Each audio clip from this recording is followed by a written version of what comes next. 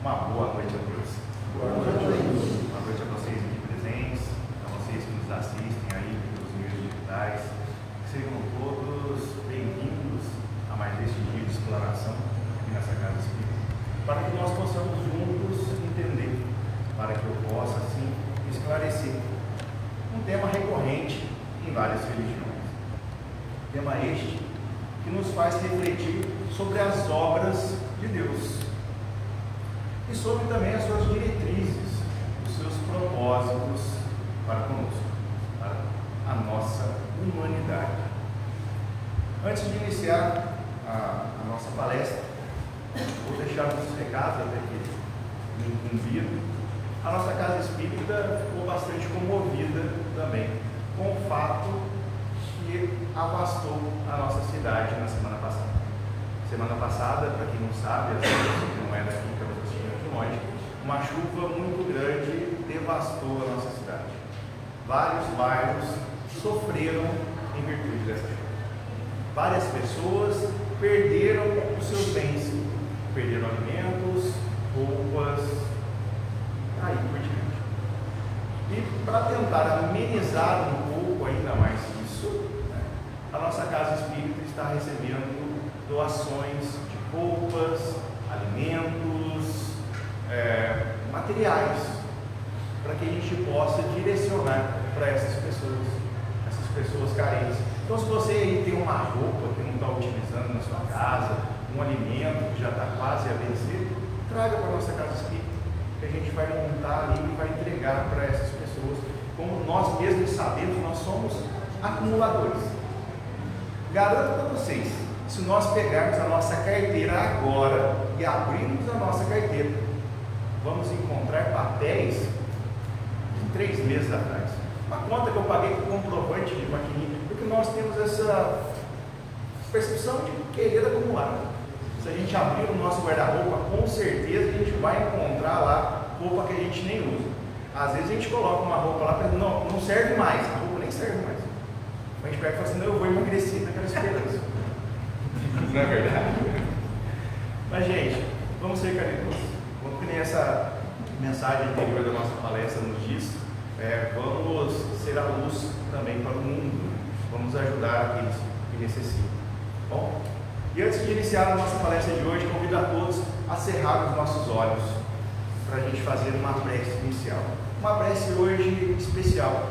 Uma prece daquelas pessoas que acabaram de desencarnaram aí há pouco tempo, e nós aqui que continuamos a sofrer. Então vamos fazer a prece aí de Santo Agostinho. A morte não é nada. Eu somente passei para o outro lado do caminho. Eu sou eu, vocês são vocês. O que eu era para vocês, eu continuarei sendo. Me dei o nome que sempre me deram. Fale comigo como sempre fizeram. Vocês continuam vivendo no mundo das criaturas. E eu estou vivendo agora no mundo do Criador. Não utilizem tom solene ou triste. Continuem a rir daquilo que fazíamos juntos. Rezem, sorriam, pensem em mim. Rezem por mim. Que o meu nome seja pronunciado como sempre foi, sem ênfase de nenhum tipo, sem nenhum traço de sombra ou de tristeza. A vida significa tudo o que ela sempre significou. O fio, ele não foi cortado. Por que eu estaria fora de seus pensamentos, agora apenas que estou fora das suas vistas?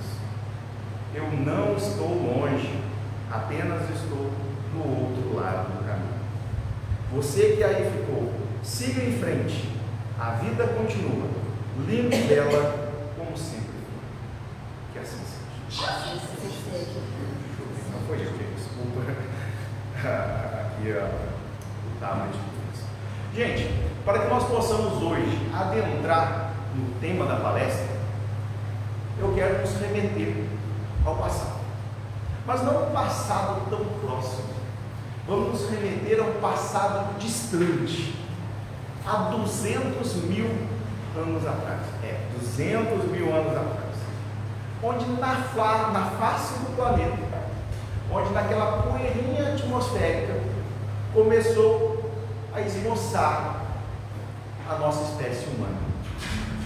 Ainda não nós, mas os espíritos benfeitores começaram a planejar a criação da espécie humana. Ainda não o Homo sapiens, ainda não a nossa espécie. Num planeta que conta hoje aproximadamente com 3 milhões de espécies vivas, nós somos apenas uma delas. E não somos ainda a mais numerosa, mas com certeza somos a mais destruidora. E esse é o momento que a criatura humana começa a circular pela face da Terra, onde começa o trabalho de um novo planeta, a nossa primeira transição planetária, onde a espécie Homo sapiens, lá nas savanas da África, começa a circular. Então nós deixamos aquele mundo primitivo e passamos agora para o mundo de provas e expiações, onde as nossas condições hoje são melhores do que as condições dos nossos antepassados. Os nossos ancestrais, por exemplo, não tinham WhatsApp, rede social, internet, nem avião. Os nossos ancestrais, eles viviam em cavernas, num ambiente altamente desafiador. E eles não tinham ainda a total inteligência. Eles agiam com a razão, buscando então ali a fazer, a manipular ferramentas. Imagina antigamente como que era para a gente fazer uma faca de pedra, uma roda de pedra. E logo, na nossa evolução de Homo sapiens, nós começamos a aprender, a utilizar esse mundo físico a favor de nós.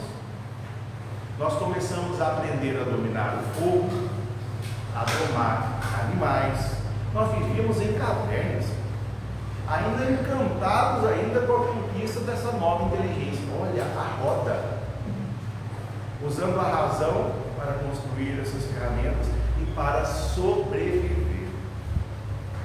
Neste ambiente desafiador da natureza, o Homo sapiens, ele começa com a construção de um novo piso nesta evolução, na qual a concepção da divindade se dava através dos fenômenos da natureza. Naquela época, os deuses eram fenômenos da natureza. Algumas civilizações viam Deus como sendo sol, outras civilizações como sendo raio, onde surgiu Thor, Odin, outras civilizações, Deus advindo do mar. Mas nós precisávamos do quê? De um Criador concreto, um Criador palpável, físico, porque o mundo primitivo é um mundo físico, somente físico. Assim, o mundo de expiação e prova, ele surge com um novo elemento, que é o mundo ao qual a gente entra, ao qual a gente está. E é muito importante a gente refletir sobre isso. O mundo de expiação e prova, o ser humano agora ele é dotado de linguagem. Nós usamos palavras, ideias. O mundo agora não é mais só natureza. Ele surge agora em sociedade, em cultura. Nós temos agora símbolos e damos nomes às coisas. Agora o mundo não é mais natural. Se voltarmos então dessa transição planetária do mundo primitivo para o mundo de expiação e provas, há 40 mil anos atrás, quando se concretizou então o Homo sapiens, com a chegada lá dos capelinos, dos caracteres, eu pergunto a vocês: o que mudou? O que mudou do mundo primitivo para o mundo de expiação e provas? O Oceano Atlântico, ele mudou de lugar? Houve alguma alteração significativa nos continentes 40 mil anos atrás para cá?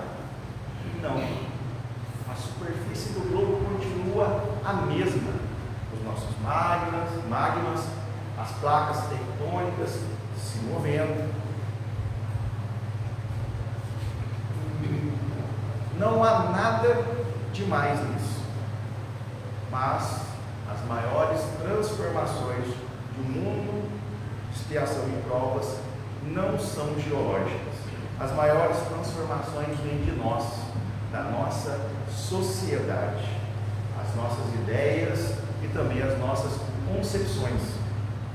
Então logo o ser humano então se reúne em tribos, em comunidades. Agora Deus passa a ser visto como um senhor, um chefe de uma tribo. Ele tem mãos, tem boca, ele tem carne, tem pé, tem olho, tem nervo ciático. Nós humanizamos então a divindade. Nós tiramos Deus daquela natureza, do sol, e agora colocamos Deus humanizado, como uma pessoa. Pois a característica do mundo agora de provas e expiações é de experimentação. Porque você é dotado por livre arbítrio. E você pode escolher ser bom ou ser mal. Você pode escolher ser a pior pessoa do mundo. É como assim? Você chega numa loja para comprar um chocolate. Daí vem a atendente e te leva para a bancada de chocolate e te diz: olha, esse chocolate aqui, ó, 70% cacau, 0 açúcar, de baixa caloria. Aí você para e pensa: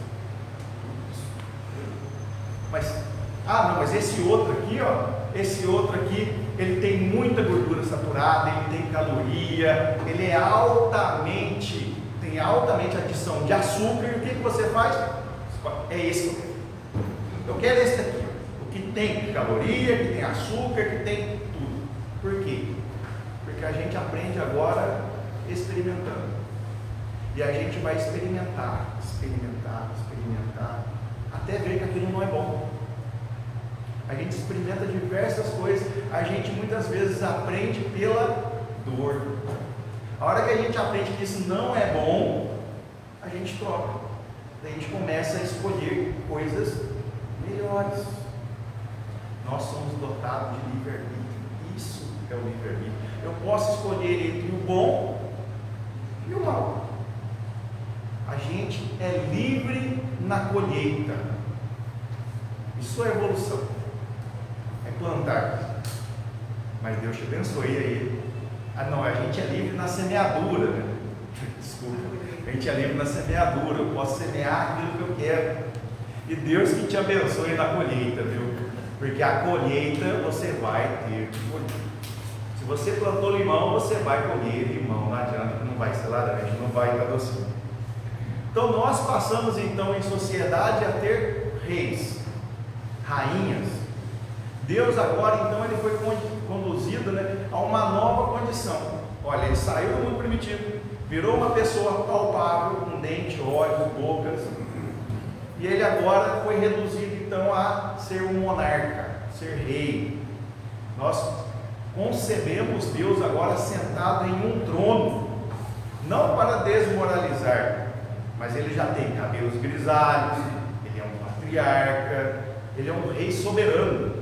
E mais ainda, gente, nos dias de hoje, com uma população de mais de 8 milhões de encarnados, se você perguntar para eles, 70% ainda enxerga Deus dessa forma, sentado em um trono, julgando, acusando e condenando.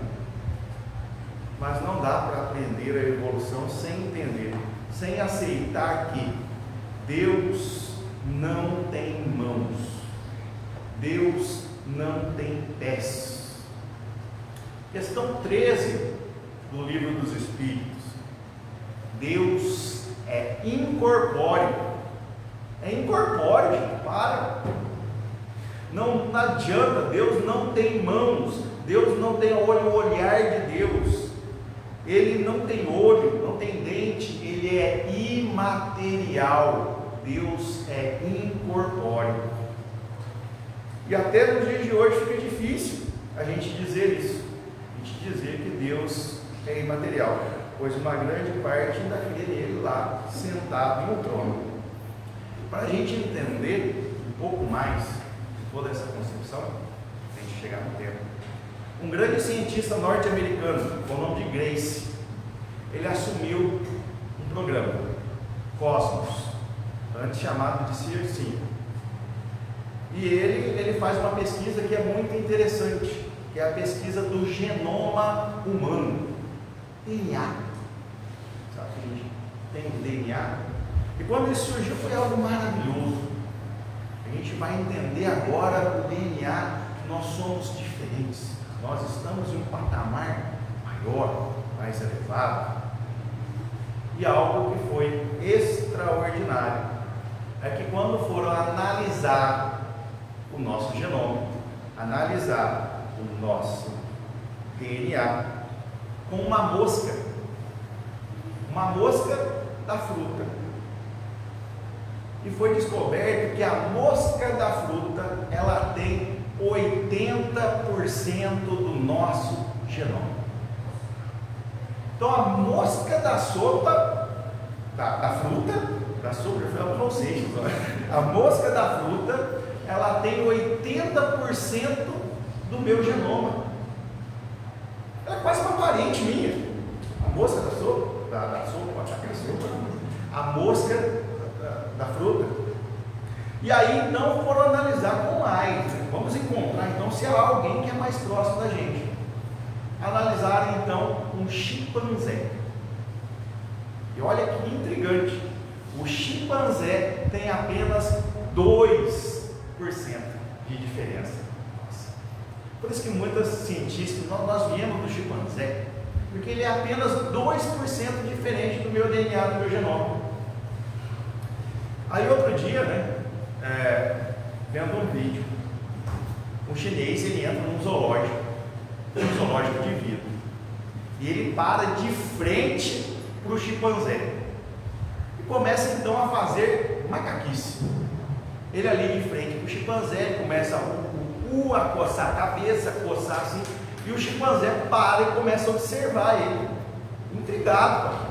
Fala, nossa, como se diz, ele está pensando, que legal. E o rapaz lá imitando o chimpanzé. O que o chimpanzé faz? Senta e bate palma. Às vezes eu chego até a pensar se realmente é 2%, porque às vezes eu acho que é menos, né? Não é verdade? Então, isso me faz lembrar também de Millor Fernandes. Millor Fernandes, ele disse que a prova de que há vida em outro planeta é porque eles nunca tentaram vir ao nosso planeta para conversar com a gente.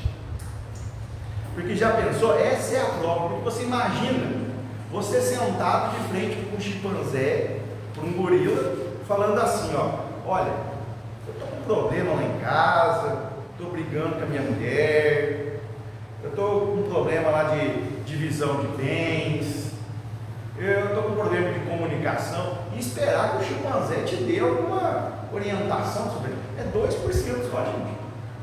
2% só de diferença.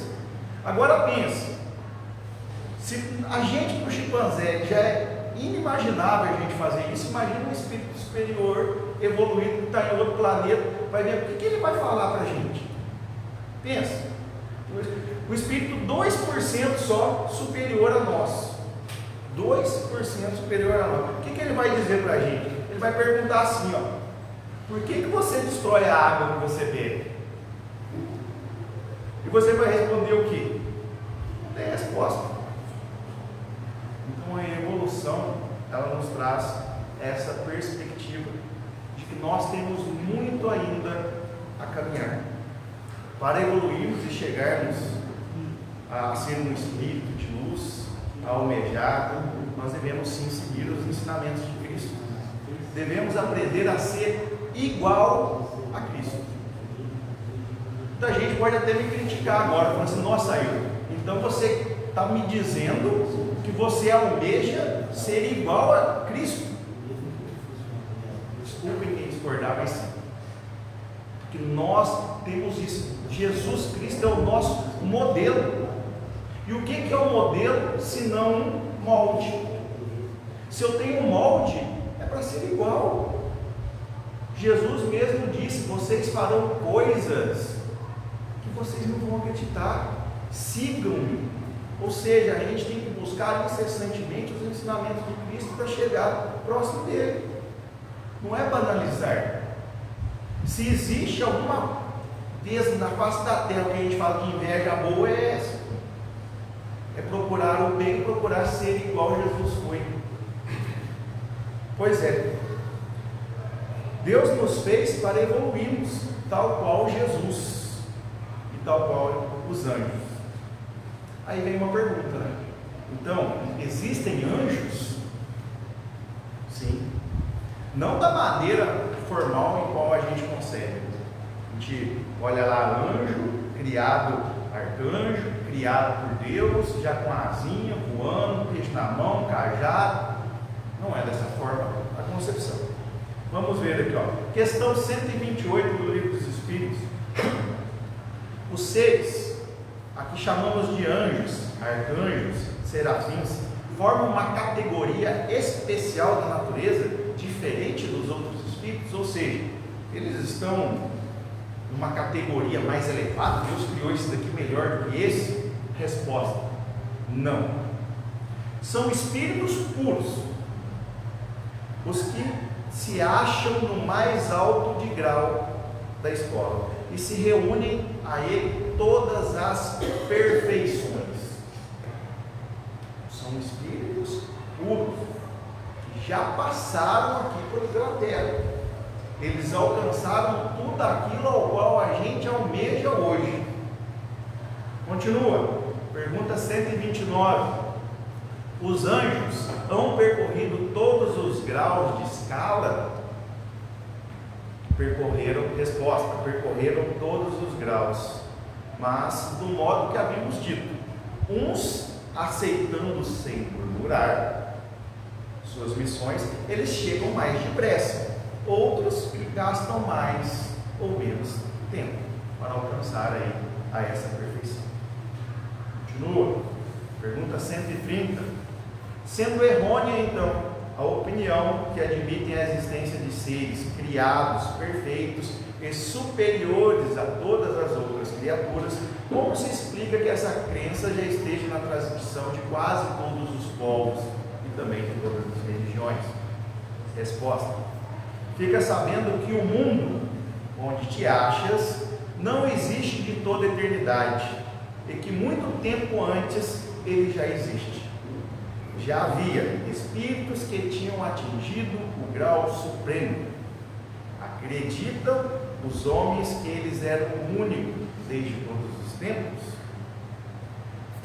Gente, então antes de aparecer esse nosso planeta, como foi dito, essa evolução agora de vez, já existiam-se outros planetas, já existiam espíritos em outros planetas, onde, galgando a cada momento a sua evolução, alcançaram sim a supremacia, a ser anjos. Então, se tratando de anjo, não podemos saber que são espíritos milenares. Anjos são espíritos milenares em último grau de evolução, detentores de altos conhecimentos de diversas espécies. Eles conhecem, por exemplo, olha, para a gente entender. Há muita gente hoje, assim, para a gente entender essa evolução. A gente falou, uns vão mais depressa, outros mais devagar.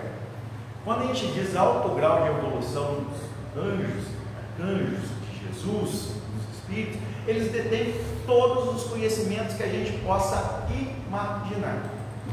Eles conhecem, por exemplo, medicina, geografia, história, física, química. Eles conhecem de tudo.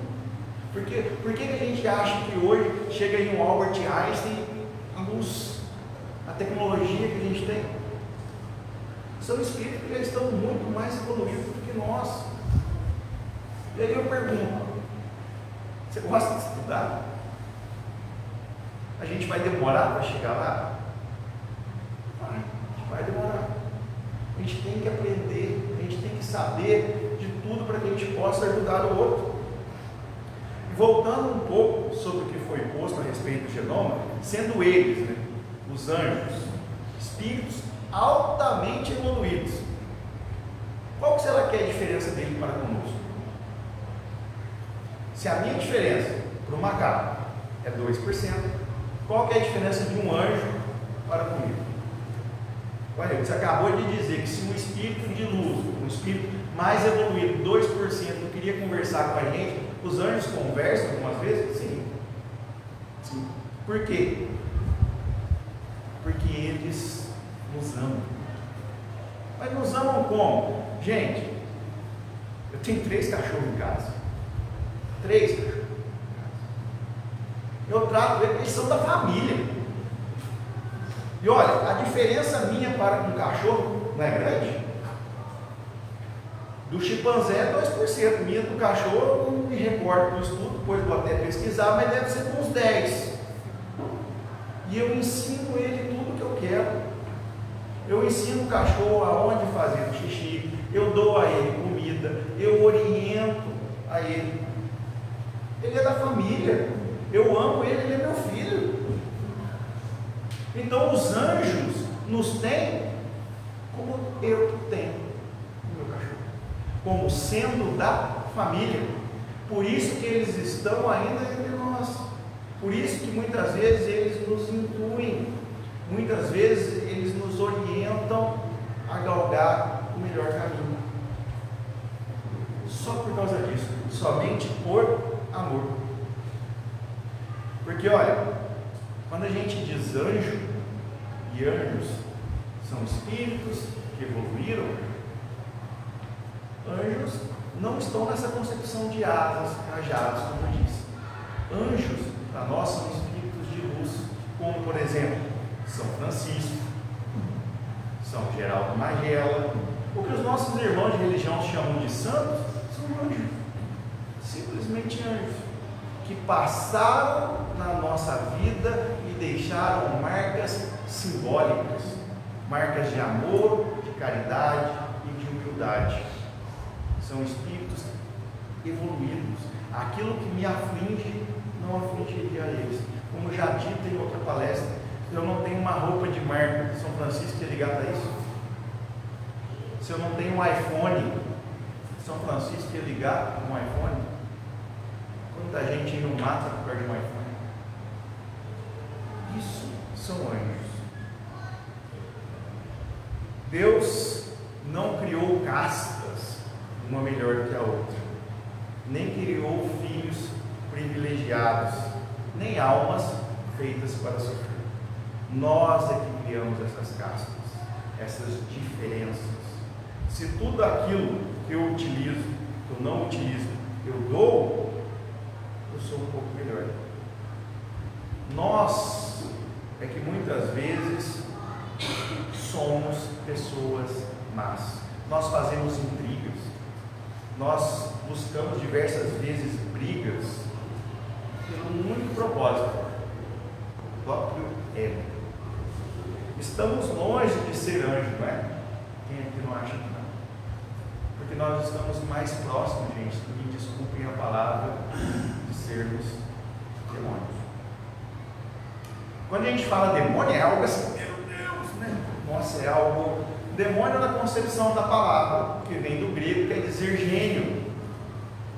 Já viu quando esse aí tem um gênio forte, esse aí tem um gênio ruim. Ué, gênio é a mesma coisa de palavra, demônio. Muitas vezes nós estamos mais próximos de ser um gênio ruim do que ser um gênio bom. Quando? Quando nós no nosso próprio emprego fazemos uma fofoca, quando nós no nosso próprio emprego nós inflamamos ali uma revolução, uma paralisação, quando nós falamos mal do nosso amigo, do nosso marido, quando eu não ajudo, quando eu não me prontifico, quando eu quero fazer, que nem na leitura inicial aqui, ser o primeiro, não ser o último, quero ser servido e não servir, nós estamos mais próximos de sermos o espírito mau. Olha, pergunta 131. Há demônios? No sentido em que se diz a palavra? Resposta: se houvessem demônios, seriam obras de Deus, mas porventura Deus seria justo e bom se havera criado entes destinados à perfeição e outros destinados a serem desgraçados? Deus não sei. Então, se há demônios, eles se encontram no mundo inferior, o mundo em que nós habitamos. Então, se há demônios, aqui, no sentido grosso, o que vem a ser um demônio? Uma pessoa ruim. Sabe aquele bandido que gosta de matar? É isso. Demônio é gênio, uma pessoa que tem um gênio ruim. São esses homens hipócritas que fazem de um Deus justo um Deus mau e vingativo, e que julgas agradá-lo por meio de abominações que praticam em seu nome. Por demônio, segundo a acepção vulgar da palavra, se entende esses seres malfejosos, pessoas e também espíritos que se voltam para o mal, como os temos nos nossos dias de hoje. Pessoas voltadas para o perigo, para a intriga, foca, para discussões, gostam de ver realmente aí o circo pegar fogo. Tem gente que tem esse ânimo, né? Quer ver o circo pegar fogo, nem é com ele. Já viram? Quando era criança, assim, alguém ia brigar, briga. Tinha um do gênio tão ruim, que se tinha dois brigando, quem colocava um na frente do outro, colocava a mão e falava assim: gosta. Quero ver quem gosta primeiro. Isso aí, olha o gênio dessa pessoa. Aquela pessoa que vai, briga, bate.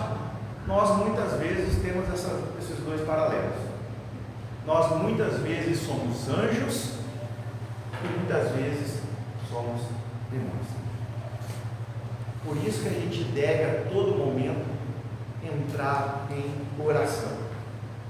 Tá? Entrar em oração e conseguir disseminar o que eu estou fazendo. Porque o demônio muitas vezes, quando a gente diz, ele pode estar dentro de nós mesmos. Jesus mesmo se voltou para Pedro, lá em Mateus, Evangelho de Mateus 16, capítulo 16, versículo 3. Jesus se voltou para Pedro e disse: afasta-se de mim, Satanás. Olha só, Satanás é quem? Na concepção, demônio. Então Pedro, o seu primeiro ali na escala, ali, Jesus chamou ele de Satanás, de demônio. Por quê? Porque naquele momento ele estava mal. Naquele momento Pedro queria que Jesus se desvirtuasse do caminho. E muitas vezes nós somos assim.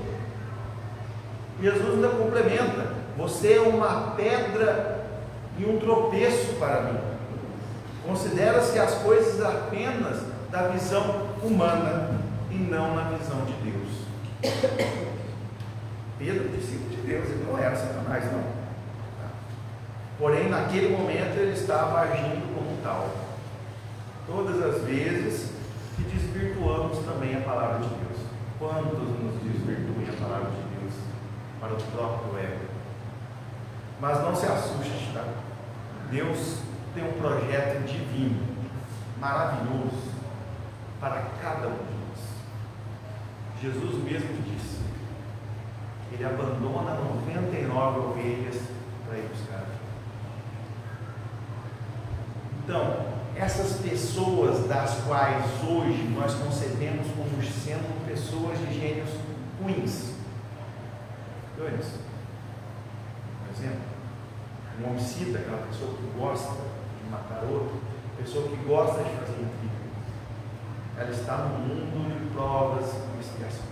Ela está com o seu livre-arbítrio, provando. Lembra que a gente falou do chocolate? Ela está provando. Uma hora ela vai ver que isso que ela está consumindo não é bom. E Deus tem um propósito. O propósito de Deus é único e absoluto. Todos nós herdaremos o reino de Deus, mais cedo ou mais tarde. Como diz, alguns vão mais cedo. Olha, eu já entendi, eu tenho que fazer assim. Outro eu não entendi, vai voltar de novo, de novo, de novo, de novo, 100, 1 milhão, milhares, milhares, milhares de anos, mas todos vamos alcançar essa santidade. Esses mesmos que a gente intitula hoje como sendo demônios serão anjos, com certeza absoluta. Por isso que incumbe a gente a rezar, a orientar, a mostrar, porque como diz na palavra, semeadura, são jogados, vários são chamados, mas poucos atendem, mas um dia eles vão atender. Então não se preocupe, não se preocupe. Às vezes você conhece uma pessoa que é muito mal, fala, meu Deus, calma, confia no processo. O processo de Deus é maravilhoso. Muitas vezes a gente acaba sofrendo nele, mas a gente não entende. Para a gente entender esse sofrimento de um processo, vamos pensar você, casado, marido alcoólatra, e você ora, pede para Deus incessantemente, pede para os Espíritos para que afastem ele das bebidas.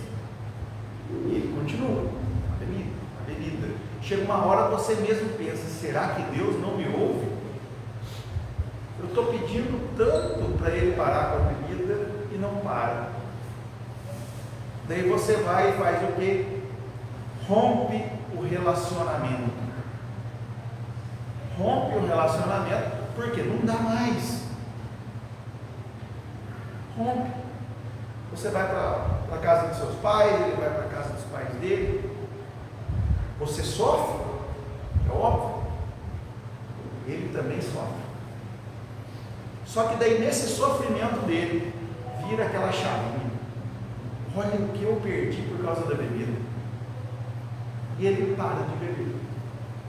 Ele para de beber, começa a te mandar mensagem de novo no WhatsApp. Você começa a responder. Começa a namorar de novo, começa a se encontrar, voltam para casa e vivem bem. O que é isso? Isso nada mais é do que Deus atendendo às suas orações. Ué, mas eu tive que separar. É um processo. A gente não entende o processo de Deus. Vai ver se junto não estava dando certo. Olha, separa, que ele vai sofrer, ele sofrendo ele vai ver que está errado, vai voltar e tudo vai dar certo. Confia no processo de Deus, tudo vai dar certo. Esse processo é maravilhoso, magnífico, e será feito aí na vida de cada um de nós, porque nós seremos anjos também. Mas o caminho dos céus está aberto, ele está aberto para todos aqueles que desejam incessantemente adentrar. Gente, para terminar a nossa palestra de hoje, eu convido a todos aqui então a cerrarem nossos olhos mais uma vez. E hoje eu vou fazer uma prece das que eu acho mais bonita também. Louvado seja, Senhor, na glória do lar celeste, pelos bens que me trouxeste, no Evangelho Redentor, na tarefa renovada que o teu olhar nos consente, de espírito reverente, chamamos por teu amor. Pobres cegos que fugimos da luz a que nos eleva, nos orações rompe as trevas, escuta-nos, mestre, e vem, retifica-nos o passo, para a estrada corrigida, sustenta a nossa vida na força do eterno bem. Dai-nos, Jesus, tua bênção, que nos consola e eleva, que a tua doutrina santa vive pura e viva em nós.